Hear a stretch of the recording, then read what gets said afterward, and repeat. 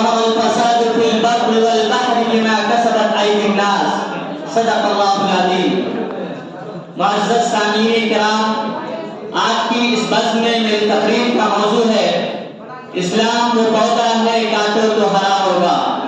حضرات، رسول عربی صلی اللہ علیہ وسلم کے بعثت سے قبل پوری دنیا میں یہودیت، نصرانیت اور مجوسیت پر عمل ہوتا تھا۔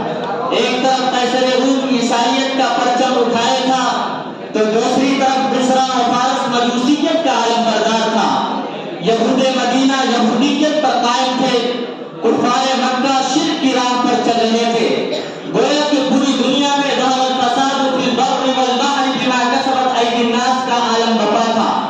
میرے دوستو، ایسے پرفتن حالات میں اسلام کو ایک مکمل دستور زندگی اور جامع نظام حیات بنا کر بھیجا گیا۔ اسلام نے سسکتی اور دم توڑتی ہوئی انسانیت کو روح پرور جان عطا کیا اور یہ اعلان کیا کہ وَمَن يَبْتَغِ غَيْرَ الْإِسْلَامِ دِينًا فَلَن يُقْبَلَ مِنْهُ وَهُوَ فِي الْآخِرَةِ مِنَ الْخَاسِرِينَ۔ تو سارا مکہ آپ کا دشمن ہو گیا۔ میرے دوستو، جس طرح آج سے 1400 سال پہلے اسلام کی مخالفت کی گئی تھی، تبلیغ دین کی راہ میں روڑے اٹکائے جاتے تھے، احکام اسلام پر روک لگانے کی ناکام کوششیں کی جاتی تھی، ٹھیک اسی طرح اس دور میں بھی باطل طاقتیں متحد ہو گئی ہیں، اسلام کے خلاف سازشیں کر رہی ہیں اور اسلام اور دہشت گردی کو باہم مقابل قرار دیا جا رہا ہے۔ لیکن ہمیں یقین ہے کہ وہ خدا جس نے قوم نوح کو طوفان نوح میں غرق کر دیا، قوم عاد کو زیر زمین دھسا دیا، ابراہیم نامی شخص نے جب کعبۃ اللہ شریف پر حملہ کرنا چاہا تو اللہ رب العزت نے اسے چھوٹی چھوٹی ابابیل چڑیوں کے ذریعے تباہ و برباد کر ڈالا۔ جب مشرکین مکہ نے رسول عربی صلی اللہ علیہ وسلم کی دعوت سنی تو آگ بگولا ہو گئے اور دین اسلام کو مٹانے کی خاطر اپنی جان و مال کو تج دیا، مگر حق غالب ہوتا رہا، اسلام ترقی کرتا گیا۔ جب یہ مشرکین اپنے حق دھرمی پر آئے رہے تو کبھی غزوہ بدر کے ذریعے ان کی کمر توڑی گئی تو کبھی غزوہ احد کے ذریعے انہیں پاش کیا گیا۔ میرے دوستو،